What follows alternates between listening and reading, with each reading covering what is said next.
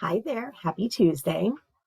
Today, I would like to take a minute to talk about the difference between our intuition and our fear brain, our reptilian part of our brain. That may feel like totally different things, except I've been noticing a lot that it's hard to distinguish between those two things. And those of you that know my life story know that I have a long relationship with working with my intuition. When I learning how to hear it, refining which voice is my actual intuition voice and which one isn't. And oh man, I've taken all the all the different ways. So first, let's define both going in. So for me, when I use the word intuition, it can also be interchanged with my higher self, my authentic voice, my spirits, my guides, my God, my universal energy, all of those things, those higher power, higher frequency type of voices that are leading us towards our best selves, that want only the best for us, that pull us towards who we are capable of being.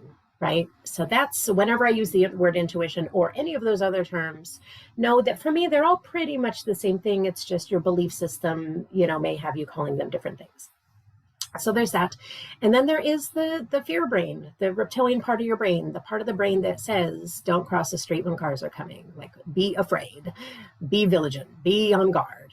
And so the reason I'm bringing this up is because they can feel the same way in our bodies. Our bodies have limitations as far as how things show up, right? We just have the five senses. They are complex. They're lovely. They interchange with each other and all those lovely things. But the reality is our emotions feel the same way in our body, regardless of where they're coming from. If they are manufactured, if they are, authentic, if they just come to us because of a trigger, because that reptilian part of our brain chimed in, if they're a choice, if we make a conscious choice to switch into an emotion or out of an emotion, if they do come from our higher power or intuition, it doesn't matter where they're coming from. And it doesn't matter what the emotions are. Oops. But they do feel the same in our bodies. If they're manufactured, if they're on purpose, if they're by accident, if they're triggered, or if they're real, the body really can't tell the difference. So it's our responsibility to really look in there. And so again, I've taken all of these different techniques in learning and refining what my authentic voice, what I've called for years, my authentic voice, my intuition, my higher power, my energy, my all those things. I've taken the scientific route. I've taken the prayer route. I've taken the, nature route. I've taken the in silence with myself. Like I've done so many different techniques of figuring out what's what. And this is what I've learned, that regardless of the technique, regardless of who I'm focusing on, this energy or message is coming from, wherever location they're coming from, what I've noticed is it's very simple. Maybe not easy to notice in the moment, but very simple. Our higher selves, our intuition, is never going to bring us a mood of worry or being scared. Like, really hear that. If it's about worry and scared, it's coming from that ancient part of our brain. That's its job, is to bring worry and fear into our lives, or in the name of keeping us alive. It's doing its job. It's doing the best it can with what it has. But just hear that. Our higher selves will never have us running away from something, but it will have us running towards something. And that is a nuance, and that is a differentiation that needs to be had. Because if it's just this spastic, leave, move, do something different, this feels too intense, that's not your higher self. Your higher self wants you to feel all of the feelings. So if there's a tendency towards avoidance, there's a tendency towards running away, there's a tendency towards getting this feeling out of my body as quickly as possible, that is not your intuition. That is not your intuition. That is your reptilian brain.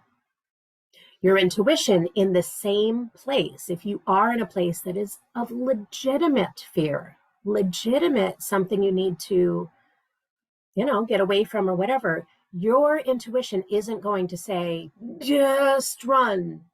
It's going to tell you where to go. It's going to drive you towards something else. Run to the car, run to the tree. I'm using a very simplistic, example here, just so you could feel the difference between the two. Fear just doesn't give details.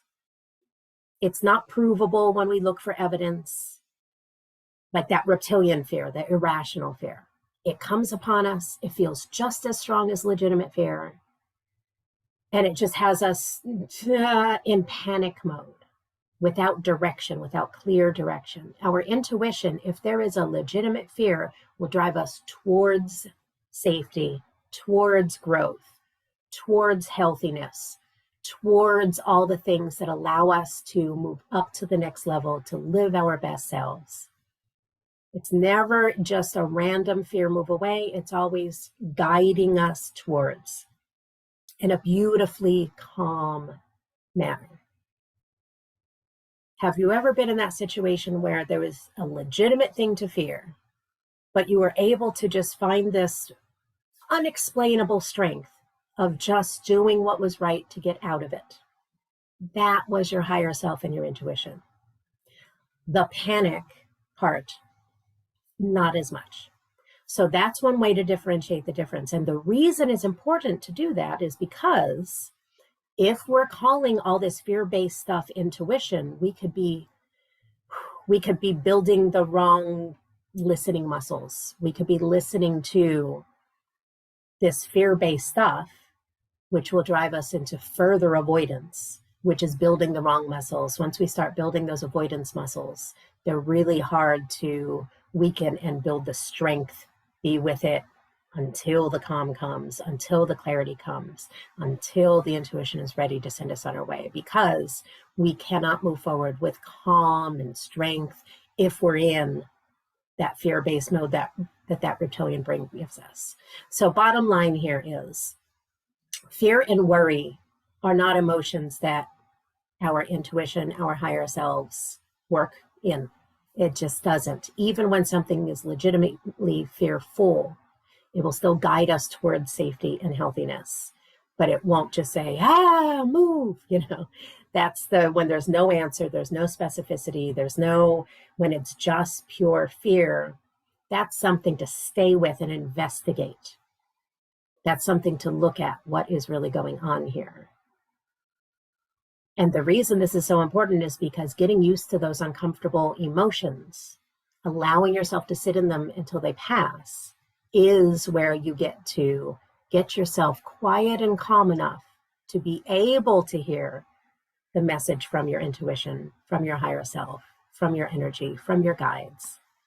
Their messages can't come through all the clutter of fear and anxiety and all of those things. So that's why it's so important to do your mindfulness exercises, come back to yourself, come back to your own voice, your own breath, so that you're giving yourself the space to be able to hear the intuition over the screaming of the reptilian voice. So let me know what you think. As always, comment with any questions or anything else, and I will see you next week. Bye-bye.